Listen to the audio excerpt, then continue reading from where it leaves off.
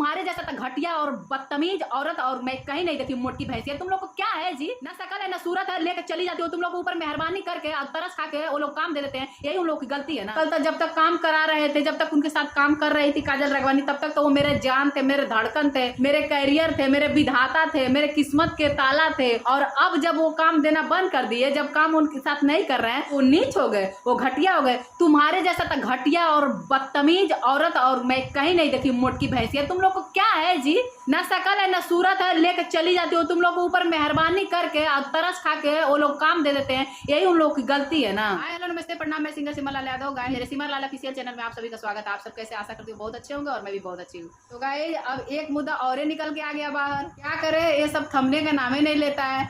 ऐसा लग रहा है कि थोड़े से पैसे क्या कमा लिए, सबके सब सीना तान के निकल रहे हैं।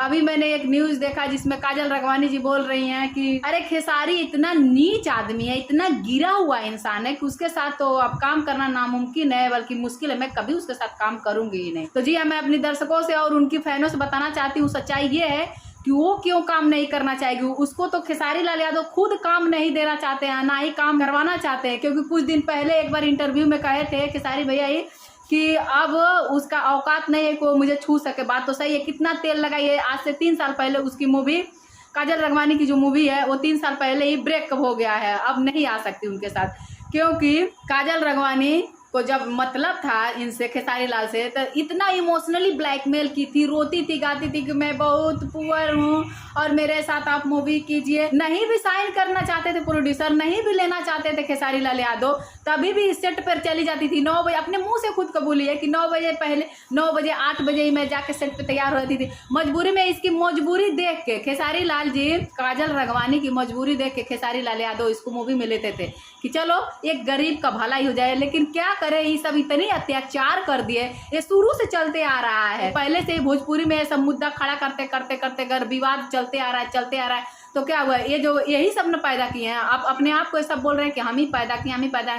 तो तुम लोग पैदा किए हो तो अच्छा संस्कार क्यों नहीं दे रहे हो? बोल रहे हो कि मेरी संस्कार बहुत अच्छी है। तो जब भोजपुरी एक परिवार है तो अपने परिवार को तुम लोग समेट के और अच्छा संस्कार क्यों नहीं दे रहे हो?